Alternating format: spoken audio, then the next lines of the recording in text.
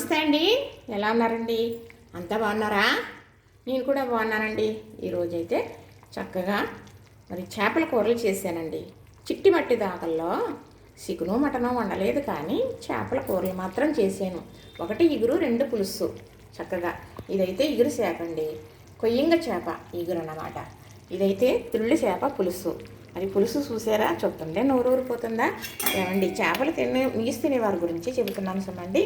మరి తినాలి చేపలు నీసు అన్నప్పటికీ ఎక్కువగా చేపలు తినటమే అలవాటుగా ఉండాలండి. చికెను మటను తగ్గించాలి. ఒక వయసు వచ్చేటప్పటికి చికెను మటన్లు మానేయడం వల్ల మనకైతే మంచి ఆరోగ్యం లభిస్తుందని చెబుతానండి. చూసారా, మరి చక్కగా ఇలా తీసేటప్పుడు పక్కకి వెళ్ళిపోతుందండి. ఇదండి నా వీడియోల వరుస.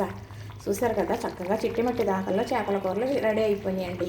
అయితే మా వారు కొట్టించుకొని తెచ్చేస్తారనుకోండి, ముక్కలు కట్ చేయించేస్తారన్నమాట. తెచ్చిన తర్వాత శుభ్రంగా వాష్ చేసేసి వీటి ఆ ముక్కలకి ఆ ముక్కలు, ఈ ముక్కలకి ఈ ముక్కలే గిన్నెలో వేసేస్తానా. మరి ఉప్పు కారం పెట్టేస్తానా, మరి చక్కగా పక్కన పెట్టేస్తానా, పాస్తా రెడీ చేసుకుంటానా, కర్రీ చేసేస్తానా, అయిపోతుందండి. కానీ పని సులువు తెలితే ఏది ఇబ్బంది ఉండదండి.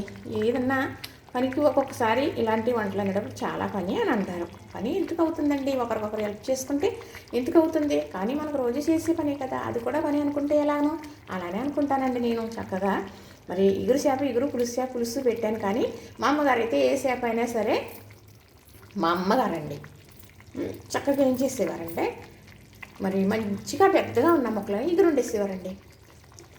తలకాయ, తోక, చిన్న ముక్కలు పులుసు పెట్టేసేవారు. రెండు రకాల కూరలు చేసేసేవారు. పెద్దవి ఎక్కువ తెచ్చుకునేవారు. పిల్లలు ఎక్కువ ఉండేవారు కాబట్టి ఎక్కువ కూడా వండేవారు. అమృతంలాగా ఉండేదండి. ఏముందండి, ఉల్లిపాయ, ధనియాలు, జీలకర్ర, వెల్లుల్లిపాయ, మసాలా శనకాల మీద నూరేసేవారా, మరి పొయ్యి మీద మట్టి దాకలో వేపేసేవారా, ముక్కలు వేసేసేవారా, ఉప్పు కారం పసుపు వేసి చింతపండు పులుసు వేసేస్తే అమృతమైన చేపల పులుసు రెడీ అయిపోయేదండి. పూర్వం వంటల గురించి చెప్పుకుంటూ ఉంటే మనం చాలా ఆనందం అనిపిస్తూ ఉంటుంది. ఎందుకంటే ఆ అనుభూతి కానీ ఆ రుచి కానీ ఇప్పుడు లేవండి. ఇప్పుడు మనం ఎంత కష్టపడి చేసినా, ఎన్ని ఖర్చు పెట్టి చేసినా, అంతే దాన్ని తవసలు బట్టి చేసినప్పటికీ కూడా ఆ రుచి అనేది ఇప్పుడు లేదండి. నిజంగా నేను చెప్పగలను, అనుభవం నాకు ఉంది కాబట్టి. చూసారా, మరి చిట్టి మట్టి దాకల్లో చేపల కూర రెడీ అయిపోయింది. చూసారు కదా, నచ్చింది కదా, లైక్ చేయండి, షేర్ చేయండి, సబ్స్క్రైబ్ కూడా చేసేయండి.